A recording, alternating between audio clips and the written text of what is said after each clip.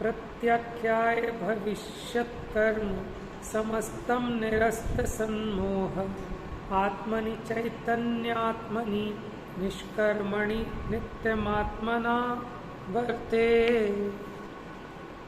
प्रत्याख्यान करने वाला ज्ञानी कहता है कि प्रत्याख्यान माने भविष्य संबंधी दोषों का त्याग। तो क्या कहता है? भविष्य के समस्त कर्मों का प्रत्याख्यान करके जिसका मोह नष्ट हो गया है, ऐसा मैं निष्कर्म चैतन्य स्वरूप आत्मा में आत्मा से ही निरंतर वर्त रहा हूं। जिसका मोह नष्ट हो गया है। भावार्थ, निश्चय चारित्र में प्रत्याख्यान का विधान ऐसा है कि समस्त आगामी कर्मों से रहित चैतन्य की प्रवृत्ति रूप शुद्धोपयोग में रहना, माने जैसा मेरा स्वभाव है वैसा रहना, सो प्रत्याख्यान है। इससे ज्ञानी आगामी समस्त कर्मों का प्रत्याख्यान करके अपने चैतन्य स्वरूप में रहता है। यहाँ तात्पर्य ऐसा जानना, व्यवहार चारित्र में तो प्रतिज्ञा में जो दोष लगता है उसका प्रतिक्रमण, आलोचना और प्रत्याख्यान होता है कि हमने कोई नियम लिया और उसमें कोई दोष लगाया तो उस संबंधी क्या होता है? प्रत्याख्यान, आलोचना आदि होता है। लेकिन यहाँ निश्चय चारित्र की प्रधानता से कथन है, इसलिए शुद्धोपयोग से विपरीत सर्व कर्म आत्मा के दोष स्वरूप हैं।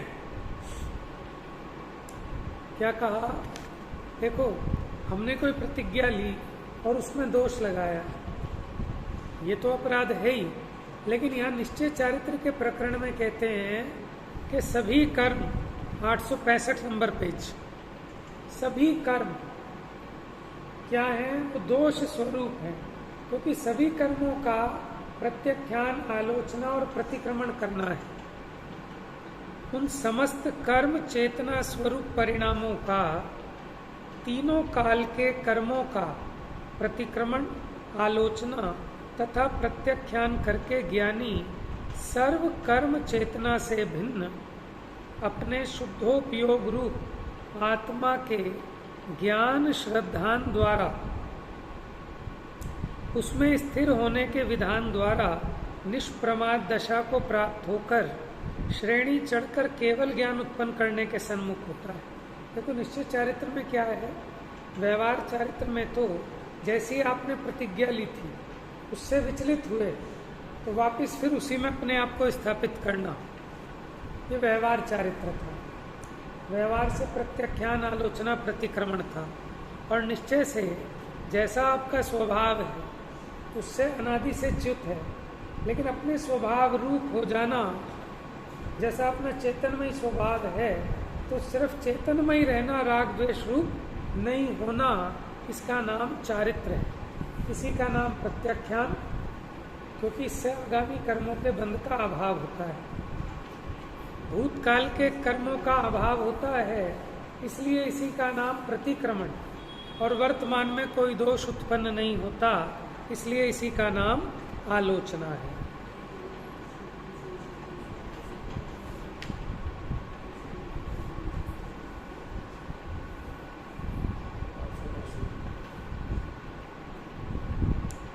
समस्तमित्येवमपास्य कर्म त्रैकालिकं शुद्ध नयावलंबी विलीन मोह रहितं विकारैश् चिन्मात्रमात्मानमथावलंबे।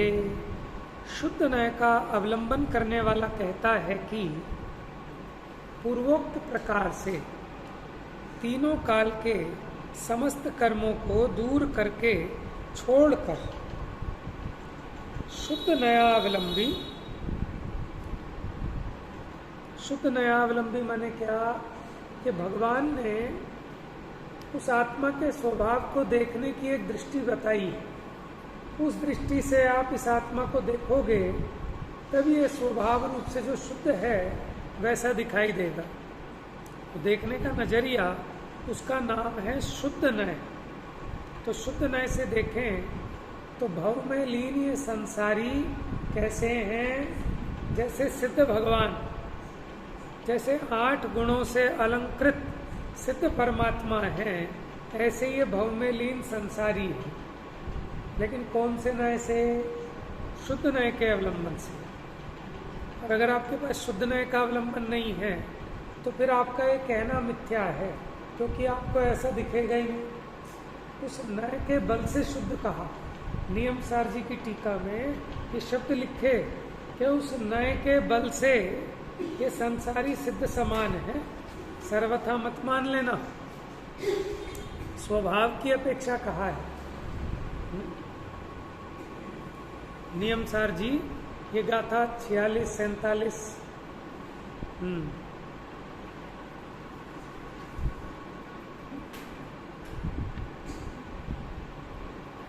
विलीन मोह माने जिसका मोह नष्ट हो गया है, ऐसा मैं अब विकारों से रहित चैतन्य मात्र आत्मा का अवलंबन लेता हूँ। पहले क्या करता था कि पहले पर का अवलंबन लेता था, अब किसी का अवलंबन लेने की इसको आवश्यकता नहीं है, अब अपना अवलंबन लेता है। उसमें प्रथम उस कथन के समुच्चय अर्थ का काव्य, माने अपने आत्मा का अवलंबन कैसे लेते हैं बता रहे हैं। अब समस्त कर्म फल के संन्यास की भावना को नचाते हैं। विगलंतु कर्म विशतरु फलानि मम भुक्ति मंतरे नैव संचेतये हम चलम चैतन्यात्मानमात्मानम। कितनी बढ़िया बात कही कि कर्म रूपी वृक्ष के जो फल हैं, तो कर्म रूपी ये विश्व वृक्ष है, इसके जो फल हैं वो मेरे द्वारा भोगे बिना ही खिर जाए। माने मैं उनको क्यों भोगूं? जैसे कहा था कि कोई मुझे गाली दे तो मैं बुरा क्यों मानूं? मानते ना, जीव दुखी हो जाता है। यानी इसने उस वचनों को भोगा, अगर ये उस वचन को ना भोगे तो दुखी भी नहीं होगा। समझ में आया? माने भरे बाजार में, ठीक है, किसी ने हमें 100 गालियां सुना दी सरेआम, तो बंदे ने आके सुसाइड कर लिया। क्यों? तो भैया मेरी बहुत बुरी बेइज्जती हो गई, अब मैं जी नहीं सकता। तो उसने क्या किया कि उसने उस निंदा को भोगा, उस निंदा के वचनों को भोगा, इसलिए वो दुखी हो गया, सुसाइड कर लिया। लेकिन अगर भेद ज्ञान करता तो फिर उन निंदा के वचनों का अभोक्ता रहता, अगर ज्ञानी होता तो। क्योंकि वो वचन ये नहीं कहते कि तू मुझे सुन, वो वचन मेरे में प्रविष्ट नहीं होते, ठीक है, मैं उस रूप नहीं होता। और जिसको ये वचन कहे है, वो मैं हूं नहीं। समझ में आया? जो मनुष्य पर्याय में दिख रहा है सामने वाले को, इसको कह रहा है, और ये मेरा स्वरूप है नहीं। नारक नहीं तेरी अंच मानव देव पर मैं नहीं करता नकारयता नहीं करता नुमंता मैं नहीं। नियम सार जी में चौथा अधिकार है, पहले व्यवहार चारित्र अधिकार, तो जहाँ 5 महाव्रत, 5 समिति, 3 गुप्ती आदि का वर्णन किया। फिर उसके बाद कहते हैं परमार्थ प्रतिक्रमण अधिकार। क्या कहते हैं? परमार्थ प्रतिक्रमण माने सच्चा प्रतिक्रमण। तो सच्चे प्रतिक्रमण में प्रारंभ में ही पंचरतन की गाथाएं हैं। कौन सी गाथाएं? पंचरतन की गाथाएं। और ये उन गाथाओं का सार है कि रागी नहीं, द्वेषी नहीं, मोही नहीं, इनका करता नहीं, इनको कराता नहीं, इनकी अनुमोदना नहीं करता। क्यों? कि पुद्गल और उसके संयोग से होने वाली जो पर्यायें हैं, इनसे मेरा चैतन्य सदा भिन्न स्वरूपी है। तो ऐसे उसके भिन्नता का भान करना, यही वास्तव में सच्चा प्रतिक्रमण है। लेकिन अज्ञानता से इसने देह को ये मैं हूं ऐसा माना था, तो उसका प्रतिक्रमण कैसे कराते हैं? माने इसने अतिक्रमण किया था किसमें? ये मनुष्य पर्याय में कि ये मैं हूं। देव पर्याय में मैं था, आगे मैं त्रियंच पर्याय में जाऊंगा, उन सब में एकत्व किया था। तो अब इसका प्रतिक्रमण कराते हैं कि मैं देव नहीं, त्रियंच नहीं, मानव नहीं, नारक नहीं, अच्छा हूं नहीं, इनको करता नहीं, इनको कराता नहीं, इसको अनुमोदता नहीं। माने इन पर्यायों का कर्ता मैं नहीं हूं। यह असमान जाति पुद्गल पर्याय है, कर्म के उदय से मिली है, पुद्गल की रचना है। इसमें चैतन्य आके मैंने संयोग लिया, उसको जन्म कहते हैं। और चेतन जब इसको छोड़ के जाता है तो उसको मरण कहते हैं। वास्तव में मेरा मरण हो नहीं सकता, तो बिना मतलब दुखी होता है। बस दुख इतना ही है कि जैसे हम यहाँ रहते थे, पुराना परिचय हो गया था, अब हम यहाँ से छोड़कर कहीं और चले जाएं, ठीक है थोड़ा दुख होता है, लेकिन ऐसा थोड़ी लगता है कि मैं मर गया। क्योंकि जहाँ जाएंगे वहाँ आप नहीं होंगे, लेकिन मैं तो रहूँगा, तो मैं कहाँ मर गया। तो ऐसे इस पर्याय में ये स्त्री पुत्र कुटुंबादिक ये साथी संयोग थे, अब इनको छोड़ के दूसरी जगह जा रहे हैं, लेकिन इनमें मैं तो नहीं मरता। कम से कम इस अज्ञानता का तो नाश हो। ठीक है, राग था, राग संबंधी दुख हुआ, लेकिन अज्ञानता तो मिटो। मैं थोड़ी ना मर रहा हूँ, मैं तो जैसे यहाँ रह रहा था वैसे वहाँ रहूँगा, तो फिर मरण का भय काहे का है? हाँ, इष्ट का वियोग हो रहा है, उसका दुख हो रहा है इसको, लेकिन ये कभी मत सोचना कि मैं मर जाऊँगा। ये देह के छूटने का नाम मेरा मरण नहीं। और अच्छे काम किए होंगे, अच्छे परिणाम किए होंगे, तो 50 गज का घर छोड़ोगे, 500 गज की कोठी में जाओगे। ये फटा मैला कुचैला, ये घटिया, जिसमें दुनिया भर की थेकली लगा रखी है। कभी यहाँ से हार्ट की बाईपास ऑपरेशन हो गया, कभी कूल्हे की हड्डी टूट गई तो उसकी सर्जरी हो गई, कभी घुटने में रोड पड़ गई, दांत सारे नकली हैं, आँख वो नकली है, कान में डिबिया लगा के सुनता है, बाल वो नकली हैं, सब थेकली लगा लगा के चला रहे हैं फटे कपड़े को। तो ये फटा कपड़ा छुटेगा, नया कपड़ा मिलेगा। कोई रोता है क्या? कि हाँ, वो रोता है कि जिसको ये पता नहीं होता कि ये उतार तो रहे हैं, खींच तो रहे हैं, लेकिन नया कपड़ा पहराएंगे। अगर इसको ये दिख जाए ये जो मेरा फटा पुराना कपड़ा खींच रहे हैं, इसके बदले में नया कपड़ा मिलेगा, तो ये खुशी खुशी उतार देगा। लो, तो ऐसे ही जीव को ये पता नहीं है कि ये पर्याय छूटकर एक दूसरी पर्याय तेरे लिए तैयार है और यहाँ से अच्छी है। अगर तेने परिणाम अच्छे किए हैं तो इसको दुख नहीं होगा। उन गाथाओं को 5 रत्न इसलिए कहा कि जगत में कोई 5 रत्न की पुड़िया आती होगी। पुराने लोगों को पता होगा, मुझे तो इतना नहीं पता। और ये जो मंगल कलश वगैरह होते हैं, इसमें भी वो, हम लोग तो इतना मानते नहीं ना, जो ज़्यादा मानने वाले लोग हैं इन चक्रों में ज़्यादा लगते हैं, पंडितों के अथवा ज्योतिष विद्या के, इनके, तो वो 5 रत्न की पुड़िया मंगाते हैं।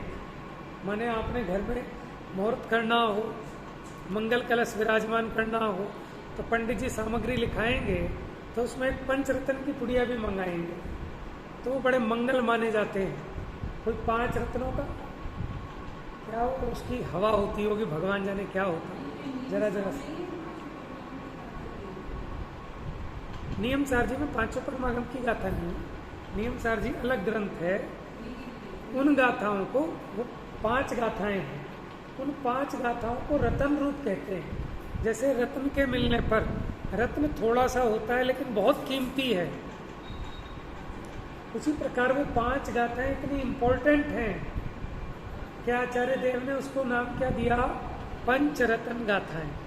पंचरत्न की गाथा पढ़ना कभी। नियम सारजी परमार्थ प्रतिक्रमण अधिकार, 5वां अधिकार। प्रारंभ करते ही प्रारंभ की 5 गाथाएं हैं। तो ये सच्चा प्रतिक्रमण है कि मैंने आज तक पुद्गल को ग्रहण किया नहीं, अज्ञानता से माना था। अज्ञान को छोड़ना वास्तव में यही प्रतिक्रमण है, और अज्ञान छोड़ा नहीं। कितना ही कहते हो कि मेरे दुष्कृत मिथ्या हो, मिच्छामि दुक्कड़म मिच्छामि दुक्कड़म, लेकिन उससे तेरे दुष्कृत मिथ्या होने वाले नहीं हैं। वो कब होंगे? कि जब वो अज्ञान छोड़ेगा, कि जिस अज्ञान के कारण वो दोष लगता है। जब वो अज्ञान नहीं होगा तो वो दोष लगेगा कैसे? लग ही नहीं सकता है? देखो, जैसे हमने मान लो आज उपवास का नियम लिया और हमें खाने का भाव आ गया, तो व्यवहार से कैसे प्रतिक्रमण होगा? तो मेरे से अपराध हो गया, अब मैं दोबारा भोजन की लालसा नहीं लाऊंगा, इसके लिए मैं एक और प्रायश्चित लेता हूँ, अब एक की जगह 2 उपवास करूंगा। ऐसा व्यवहार में प्रतिक्रमण होता है। लेकिन सच्चा प्रतिक्रमण कैसे होगा? परमार्थ प्रतिक्रमण कैसे होगा? कि भोजन का राग आया क्यों आया? कि जब मैं अपने स्वरूप में नहीं रहा, मैं अपने चैतन्य स्वरूप को भूल गया, मैंने मेरे को खाने वाला देखा, तब मुझे भोजन मेरा भोग दिखाई दिया, तब मुझे उसके प्रति राग उत्पन्न हुआ। आप ये बताओ,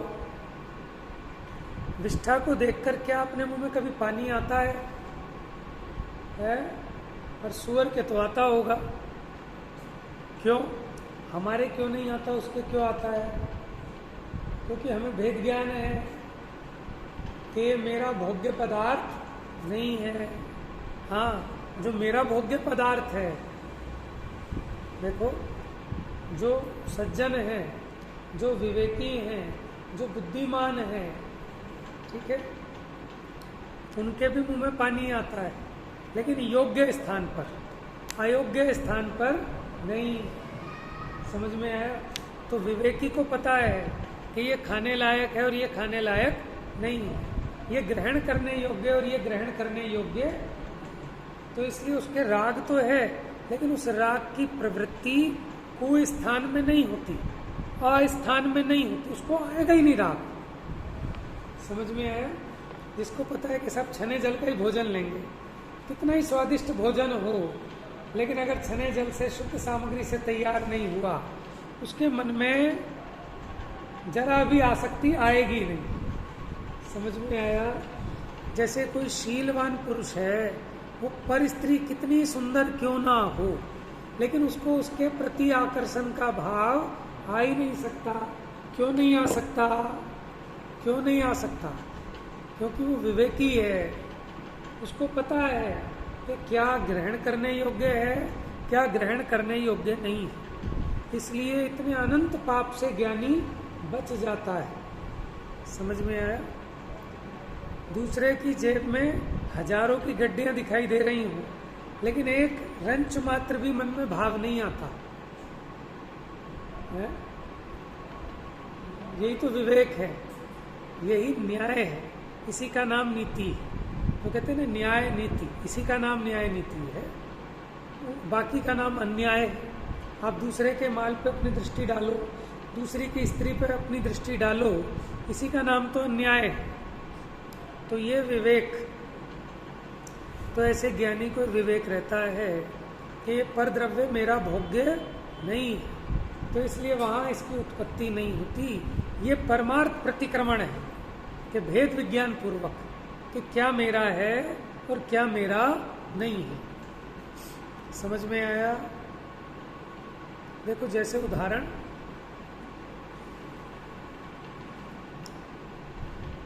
जैसे एक व्यक्ति ने किसी औरत को ऐसे पीछे से हाथ लगाया, क्योंकि साड़ी बिल्कुल अपनी पत्नी जैसी थी, उसको हाथ लगाया राग से, और जैसे उसने मुंह मोड़ा और उसने देखा अरे ये तो मेरी पत्नी है ही नहीं, अब ये बताओ वो राग रहेगा कि भाग जाएगा? तो वो राग उत्पन्न हुआ था अज्ञानता से, और वो अज्ञानता मिट गई तो वो राग भी मिट गया। समझ में आया? तो ऐसे ही जीव को जो अपना नहीं है उसमें अपने पने का राग उमड़ रहा है अज्ञानता से, इसको विवेक नहीं है। इसलिए अज्ञानी चाहे कितना कुछ करे वो महापापी है। क्यों है महापापी?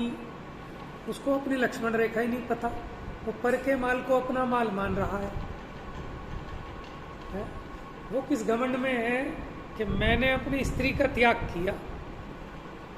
अरे बावले, ये तो देख कि तू क्या त्याग करेगा, वो स्त्री तेरी है कहाँ? वो जो स्त्री है जिसे जगत में तूने 7 फेरे लेके विवाह किया था, उसे अपनी स्त्री कहना ये भी व्यवहार है। वो स्त्री अपनी नहीं है तो किसकी है? कि स्त्री स्त्री की है। कि ऐसी कौन सी दूसरी स्त्री है कि जिसकी वो स्त्री है? कि नहीं, स्त्री स्त्री है, वस्तु की मालिक वस्तु है, वो स्वयं अपनी मालिक है। समझ में आया? मैं मेरा हूँ, वो उसकी है। लेकिन ये अज्ञानता से ऐसा मानता है। स्त्री मानती है कि मेरे स्वामी है और ये मानता है कि वो मेरी दासी है। समझ में आया? व्यवहार में भले कहा जाए लेकिन ये अज्ञानता है। समझ में आया? तो इसी प्रकार माने कोई घमंड में मद में फूलता है कि जो तेरा था ही नहीं, तू उसका घमंड क्यों करता है कि मैंने त्याग दिया? अरे वो तब भी भिन्न था, तू अपनी अज्ञानता से मान रहा था कि मेरा है। और तू इस अज्ञान को ना छोड़े, तो भले ही तूने वो परिग्रह छोड़ा लेकिन इस अज्ञान को नहीं छोड़ा कि वो मेरा था ही नहीं। तो क्या मानता है?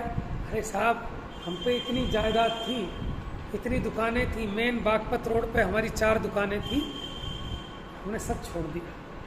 समझ में आया? हमें एक मिले तो बताने बैठ गए पूरी कहानी कि कहाँ के लाला? हमने कहा सब यहाँ के हैं, सरूरपुर के। अच्छा, हमारी यहाँ थी, मैं यहाँ रहता था, और इतनी हमारी, फिर कैसे कैसे ज़मीन हमने ली इतनी मुश्किल से, और तो हमने सब छोड़ दिया। तो छोड़ा कहाँ? बैठा तो यहीं है। छूट गया होता तो ऐसा नहीं लगता कि हमने इतनी मुश्किल से वहाँ से कैसे कैसे खरीदी, और उसमें फिर अलझेड़ा पड़ गया। फिर हमने भी एक उसको बुलाया, उसने भी बंदूक निकाल के बैठ गया सामने, और वो उसका मालिक एक गुजर था, फिर ये ऐसे हो गया वैसे हो गया। कहने का मतलब ये है कि बाहर में जो छोड़ा तो क्या छोड़ा? अंदर में तो यही बैठा है कि था तो मेरा लेकिन मैंने छोड़ा। छोड़ने का नाम क्या है? समय सार की 34 नंबर की गाथा है कि छोड़ा कैसे जाता है कि ये पर है ऐसा जानकर उसका त्याग होता है। और तू जान तो ये रहा है कि मेरा है, मेरा है, तो छोड़ेगा तो दुख होएगा फिर। और जब तुझे समझ में आ जाए मेरा है ही नहीं, जैसे उसने जाना अरे ये मेरी स्त्री नहीं है, तुरंत छूट गया ना, राग मिट गया, भाग गया, और प्रायश्चित होता है? क्षमा भाव, क्षमा बहन जी, क्षमा, गलती हो गई। समझ में आया? ऐसे ज्ञानी, उसे पूरा विवेक है कि मैं चैतन्य में हूँ, जानना देखना रूप जो मेरा चैतन्य प्रदेश है, बस वही मेरा लोक है, उसके बाहर मेरा कुछ नहीं है। कदाचित गहलतावश, चारित्र मोहवश, कदाचित उसका राग पर द्रव्य में जाता भी है। तो जैसे ही इसकी सावधानी आती है तुरंत इसका राग भाग जाता है और प्रतिक्रमण करता है अपने अपराध का। ठीक है? और अज्ञानी ने बाहर में सब कुछ छोड़ा लेकिन ये मेरा है ऐसी मान्यता नहीं छोड़ी। जबकि तत्वार्थ सूत्र में कहते हैं कि भैया परिग्रह क्या है, तो वो कहते हैं मूर्छा परिग्रह। कि ये जो मूर्छा है ना, गाफिलपना, पर द्रव्य में मेरा है, ऐसी जो बेवकूफ़ी है, ऐसा जो नशा है, वास्तव में यही परिग्रह है। और 2 प्रकार के परिग्रह कहे, अंतरंग परिग्रह और बहिरंग परिग्रह। बहिरंग परिग्रह तो ऐसे जो दूसरों को दिखता है। हाँ, देखो बढ़िया एकदम जोरदार करारा कपड़ा पहन के, ठीक है, बढ़िया टोपी लगा के, बढ़िया नई धोती पहन के लाला जी चलते हैं बाजार में, तो दिखता है कि हाँ सेठ जी हैं। लेकिन घर जाके देखे कोई, उनके सुबह का खाना खाया तो शाम के खाने के लिए भी व्यवस्था नहीं है, ठीक है, लेकिन वो किसी को दिखता नहीं है, ठीक है। और ये जो लाला जी पहन के निकलते हैं ये सबको दिखता है। तो दिखाने की चीज अलग है और खाने की चीज अलग है। कुछ लोग ऐसे होते हैं कि खाते तो हैं काजू और दिखाते हैं मूंगफली, और कुछ लोग ऐसे हैं कि खाते तो मूंगफली हैं और चमकाते काजू हैं। कोई दिखा रहे तो सब काजू खाओ, काजू खाओ, काजू खाओ, और 4 काजू होंगे वही रखे रहेंगे रोज, और ऐसा दिखाएंगे कि बहुत सेठ आदमी, बहुत करोड़पति। अब तो मामला चेंज हो गया। हमने पुराने बुजुर्गों को देखा, या तो मिश्री रखते थे या काजू या कुछ ऐसी चीज़ें खाते ही रहते थे, खाते थे कि दिखाते थे भगवान मालिक है। समझ में आ रहा है? तो कहने का मतलब क्या है कि दिखाने की चीज़ से कुछ फायदा होने वाला नहीं है। जो खाने की चीज़ है पोषण तो उससे मिलेगा। तो तुम भले जगत को दिखा दो और जगत भी कह दे कि हाँ साहब त्यागी है, लेकिन तुझे निराकुलता सुख शांति तो तभी होगी जब परमार्थ त्याग होगा, सच्चा त्याग होगा, यहां से मिटेगा। कौन थे वो मुनि?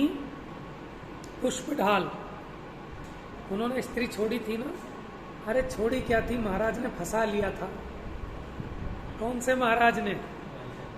वारी श्रेणिक जी के पुत्र थे ना, श्रेणिक जी के थे या, है ना? तो मुनि बन गए, और मुनि बन के जब वो नगर में आहार करने आए तो देखा कि साहब इसकी पात्रता है, इसलिए भी शादी हुई थी पुष्पडाल की, ठीक है। अब शादी हुई थी, इनने आहार कराया, कमंडल उठा के चला, और महाराज ने कहा भी नहीं कि अच्छा लाओ कमंडल, अब बहुत दूर आगे चले जाओ, ठीक है। और ये भी चलता रहा और उन्होंने भी कहा नहीं। इनने सोचा आप कहेंगे, बचपन के मित्र थे तो शर्म लिहाज में ये भी चला गया। और क्योंकि उन्हें तो अवधि ज्ञानी थे, उन्हें दिख रहा था कि भैया इसका कल्याण होना है। फिर उसे दीक्षा विक्षा भी दे दी, सब काम हो गए। अब कितने 8 साल हो गए, कितने 11 वर्ष, 11-12 साल हो गए। अब बाहर में तो छोड़ दिया, लेकिन अभी भी उस स्त्री का राग नहीं मिटा कि मैंने तो शकल भी नहीं देखी। समझ में आया? और वारिशेण मुनि को ये बात ख्याल में आ गई कि अब कैसे इसका स्थितिकरण करें। तो वो अब आहार के लिए ले गए, पहले सूचना पहुंचवा दी। उनकी कितनी रानियां थी वारिशेण की, एक से सुंदर एक। और उन्होंने भी बढ़िया पटरे बिछाए, और एक सोने का पटरा बिछाया। अरे जो पुष्पडाल थे ये जाके सोने के पटरे पे बैठ गए, समझ में? क्योंकि मन में आसक्ति थी ना।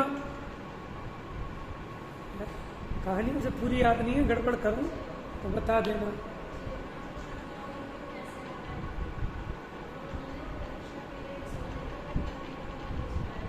हाँ, अभी चेलना को लगा, चेलना कौन थी?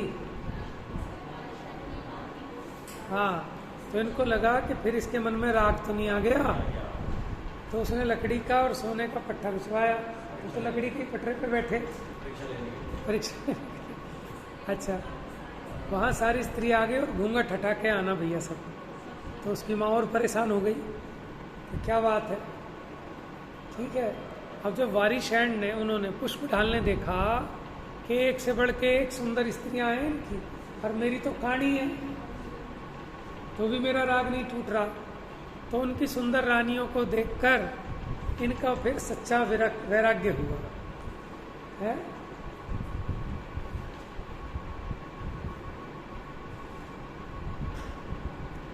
तो इसलिए दुख तब मिटा, नहीं तो 12 साल तक दुखी थे वो, झूर रहे थे देखो आप अपनी मर्जी से पूरे दिन अपने घर में बैठे और टीवी देखो, कोई दिक्कत नहीं है, और आपको झट पता लग जाए किसी ने बाहर से कुंडा लगा के ताला लगा दिया है, अब बैठ के दिखाओ 5 मिनट भी, समझ में आया?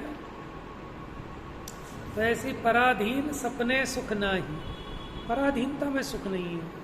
आप अपनी मर्जी से 4 घंटे बैठो मंदिर में, पूजा में, विधान में, लेकिन हम आपको घेर के पकड़ के ले आए और कहें यहाँ से हिलोगे नहीं 4 घंटे, फिर बैठ के दिखाओ, फिर तो मन में आएगा तू रोक के दिखा, मैं तो अभी जा रहा हूँ, अब मैं नहीं रुकूंगा। मेरे साथ तो ऐसे ही, आपका पता नहीं। सुनना, जब मेरे से कोई जिद करे, ज़बरदस्ती करे, तब मैं 1 मिनट नहीं, भैया मैं नहीं बैठ सकता, ना मैं सुन सकता, ना सुना सकता। समझ में आया? क्यों? क्योंकि पराधीनता में महादुख है। समझ में आया? बच्चे भी हों, अपनी स्वाधीनता में वो धूप में खेलते रहें तो कोई दिक्कत नहीं है, लेकिन अगर उन्हें लगे कि ज़बरदस्ती है, पराधीनता में है कि तू छत पे ही रहेगा, धूप में नीचे नहीं आएगा, अब नहीं रहेंगे, वो रोएंगे, गिड़गिड़ाएंगे। तो इसलिए पराधीनता सुखरूप नहीं है। तो ये जीव भोगों के अधीन हो रहा है, ये भी तो पराधीनता है, लेकिन इसको समझ में ही नहीं आ रही। छोटी छोटी चीज़ के लिए दुखी हो जाता है, परेशान हो जाता है, और सच में पूछें आत्मा को ये चीज़ चाहिए ही नहीं। समझ में? घर में जो शोपीस लगाया है उससे क्या मिल रहा है आपको? चलो ठीक है, खाने को खाना चाहिए 2 टाइम का, एक बार को चलो उस पर चर्चा बाद में करेंगे, लेकिन घर में शोपीस चाहिए, घर में शोपीस चाहिए, भैया वो क्या क्या मिलेगा उससे? काहे के लिए? कि नहीं, उसके पीछे दुखी हो रहा है जी। उसे क्या खाएगा, क्या पिएगा, क्या पहरेगा, क्या करेगा, है ना? तो सोचना चाहिए कि हम अपने आप में कितने अधिक गुलाम होते जा रहे हैं। तो परिग्रह किसको कहा? मूर्छा परिग्रहा। ये जो पर पदार्थ हैं, इनमें मूर्छित हो जाना कि यही मैं हूँ, यही मेरा है, इसका नाम परिग्रह है। तो इस मूर्छा का त्याग हो तब वो सच्चा त्याग होता है। तो हमने कहा ना कि ज्ञानी को भूख लगती है, वो भी स्वादिष्ट व्यंजन खाता है, लेकिन कैसे? भक्ष पदार्थ खाता है। लेकिन उसे पता चले अभक्ष है तो वहाँ उसका राग उत्पन्न नहीं होता, चाहे कितना ही भूखा हो। समझ में आए? चलो छोड़ो, ये समझ में नहीं आएगी अपने को, हम शाकाहारी कहते हैं, चलो शुद्ध भी छोड़ो, आजकल शुद्ध वाले बहुत कम हैं, शाकाहारी हैं, और आपको पता चले कि इसमें कोई नॉन वेज यूज़ किया है, भले आप बड़ी खुशी से आए थे, 2100 का लिफाफा लेके आए थे शादी में, लेकिन आपको पता चल जाए कि यहाँ खाने पे तो साथ में लिखा है चिकन कड़ी, अब आप बताओ वहाँ खीर भी नहीं खा पाओगे आप। क्यों? क्या हुआ? बड़ी भूख लगी थी, आपको पता था परसों शादी में जाना है, 2 दिन से उपवास रखा था कि 2100 का लिफाफा पूरा वसूलेंगे। अब क्या हुआ? चाहे कितना ही लोभी हो, उसका राग सारा छूमंतर हो जाएगा। अभी उसने देखा था, अरे वाह गोलगप्पे, अरे खीर, अरे इमरती, अरे ये, अरे वो, और जब उसने देखा चिकन कड़ी, समझ में इतना देखते से ही वो सर पे पांव रख के भागता है। अब उसको बदबू आने लगती है, अभी तक तो खुशबू आ रही थी, और जहाँ उसने पढ़ लिया देखो तो उसको बदबू आने लगी, ऐसा लग रहा है जैसे मैं जेल में फंस गया, कहीं नरक में आ गया। समझ में आया? तो ये कैसे मिटा? कि जब इसको भेद ज्ञान हो गया कि मेरे योग्य नहीं है, ये मेरा पदार्थ नहीं है, मेरा भोग्य नहीं है। ऐसे ज्ञानी को समझ में आता है कि चेतना मात्र मेरा भोग्य है, चेतना से बाहर जितने अचेतन पर द्रव्य हैं ये मेरे भोग्य नहीं हैं। ऐसा उसको विवेक होने से उसे इन भोगों में राग उत्पन्न नहीं होता। ये परमार्थ प्रतिक्रमण है, यही परमार्थ आलोचना है, यही परमार्थ प्रत्याख्यान है। इससे जीव का दुख मिटता है। कपड़े बदलने से हम धर्मात्मा नहीं होते। अभी हम ऑफिस से काले कपड़े पहने थे, काले कपड़े उतार के हम सफ़ेद कपड़े पहनाए, अभी बाहर का कपड़ा तो पलट गया, लेकिन अंदर के अगर परिणाम नहीं पलटे तो साता कैसे पड़ेगी? बाहर के सफेद कपड़े से साता नहीं पड़ती, अंदर के सफेद उज्जवल परिणामों से साता पड़ती है? काले कपड़े दुखी नहीं करते, काले परिणाम दुखी करते हैं। समझ में आया क्या हुआ?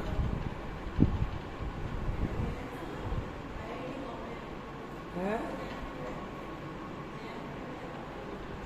जैन हाँ, अच्छा, बहुत बुरी हालत है। आपको अगर माने एक सामान्य भी जैनी है ना, उसे पता है कि अगर इस होटल में जैन थाली भी दे रहे हैं और नॉन वेज भी बना रहे हैं तो वो खा नहीं सकता वहाँ पर, भले उसे कुछ ना पता हो, वो भी नहीं खा सकता, उसको भी उल्टी हो जाएगी वहाँ। समझ में आया? लेकिन कब? कि जब उसे कुछ तो विवेक हो, है? तो ऐसे अगर ये जीव को जो पंचरत्न की गाथा है यही तो बता रही है, विवेक करा रही है कि मैं क्या हूँ और क्या नहीं हूँ, ऐसा विवेक जागृत हो, इसका नाम ही निश्चय चारित्र है। निश्चय प्रत्याख्यान है, प्रतिक्रमण है, आलोचना है, और इससे हमारा दुख मिटेगा। देखो, धर्म दिखाने की चीज नहीं है, क्या दिखे अलग बात है। देखो, जब हमारा पेट भरा होगा तो चेहरा ही बोलता है, और भूखा आदमी है तो उसका चेहरा बोलता है। ये थोड़ी ना कि दाल मुंह पे लगा के आएंगे तभी दिखेगा कि खाना खाया है? तो हम तो ऐसे ही कर रहे हैं कि वो नोट ऐसे माथे पे चिपका के चलते हैं कि नहीं चलते हैं? तो कहाँ चिपकाते हैं? चिपकाते हैं कहाँ? कि वो जो 1 रुपए की बिंदी में काम होता है, मैडम 150 रुपए की बिंदी चिपकाती है। क्यों? ये जो चश्मा है ना, वो 100 रुपए के चश्मे भी काम होता है, ठीक है, लेकिन भाई साहब 1-1 लाख रुपए के चश्मे पहन रहे हो तो यही तो है, माथे पे चिपका के ही तो चल रहे हो। नोट हम पे नोट है? ऐसा नहीं, आप सुखी नहीं हो। सुखी होते तो आपको इतना आडंबर करने की जरूरत नहीं थी। इतना आडंबर उसे ही करना पड़ता है कि जो दुखी है। ये मुनिराज सुखी हैं, उन्हें कोई आडंबर की जरूरत नहीं है, इन सबके बिना सुखी हैं, क्योंकि भीतर का सुख मिल रहा है उन्हें। मस्त है अपने में, बाहर देखने की फुर्सत नहीं है, इसे अंदर झांकने की फुर्सत नहीं है, बाहर में ही लगा है। समझ में आया? अच्छे कपड़े सुखी नहीं करते, अच्छा सुंदर रूप सुखी नहीं करेगा, अच्छी गाड़ी, अच्छा बंगला, ये कोई सुख नहीं देगा। लेकिन अंदर में परिणामों में शांति है, निराकुलता है, तत्व ज्ञान है, ठीक है, देव शास्त्र गुरु की शरण है, माने उनके छत्र छाया में है, तो ये जीव निराकुलित रहेगा, सुखी रहेगा, संतुष्ट रहेगा। बाहर से तो कोई मतलब ही नहीं है, बाहर वाले का कोई दीन ईमान नहीं है। अभी क्षण में कहता है साहब आप देवता हो, एक क्षण में कहता है तुम तो जानवर हो। सामने वाले का क्या भरोसा है? उसका प्रयोजन सदता है तो वो चरण चूमता है, वाह जैन साहब दिलदार हो तो आप जैसा। और उसका प्रयोजन नहीं सदे, आपने उसने मांगे, आपने 100 रुपये नहीं दिए तो कहेगा नंबर 1 के चोर हैं। तो उसके चोर कहने से और साहूकार कहने से मैं चोर नहीं होता, मैं साहूकार नहीं हूँ। हम कैसे? जैसे हमारे परिणाम, वह इतनी सी परिभाषा है। ऐसे नहीं कि जैसे लोग हमें कहते हैं कि हम कैसे, जैसे हमारे परिणाम। और हर एक आदमी को अपने परिणाम का मूल्यांकन होता है, और जिसके परिणाम अच्छे हैं, बाहर में उसकी दशा देखकर है जिन धर्म की प्रभावना होती है, समझ में है ना, जीवों का चित्त अनायास आकर्षित होता है कि देखो साहब सच में कितना ही जोड़ लो, इसमें सुख नहीं है। सुख तो देखो ये जो ब्रह्मचारी जी हैं, क्या मस्त है, इन्हें कोई मतलब नहीं किसी से, क्योंकि कौन आ रहा है, कौन जा रहा है, कौन क्या कर रहा है, दुनिया भाड़ में जाए, अपना स्वाध्याय, चिंतन, मनन, पूजन मस्त है, इन्हें मतलब नहीं कि साहब धोती 10 साल से ये धोती चला रहे हो, हैं, घिस गई कि फट गई कि मैली है कि कैसी, किसी से कोई मतलब नहीं।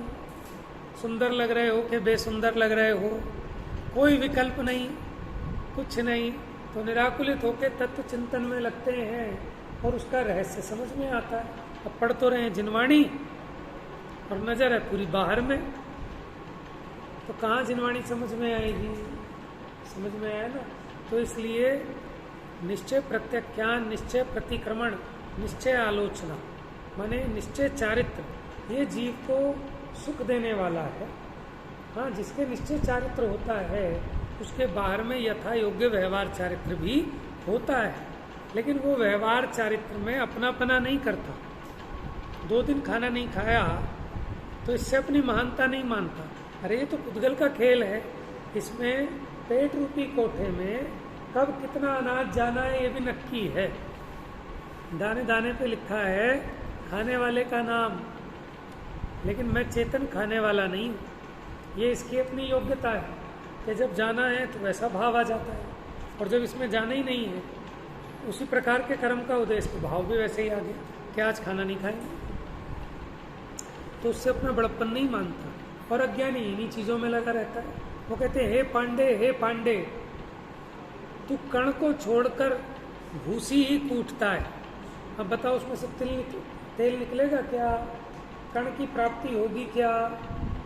क्योंकि दूसरे के हमें बाहर से उसने देखा कि कोई वो कूट रहा था, तो बाहर से तो धान ही दिखेगा, तो वो जाके लिया है 1 रुपए का 100 किलो उठा के छिलके और उसे कूट रहा है, खूब दम लगा लिया, बड़े बड़े पहलवानों से कुटवा लिया, लेकिन बताओ उसमें से कुछ मिलेगा क्या?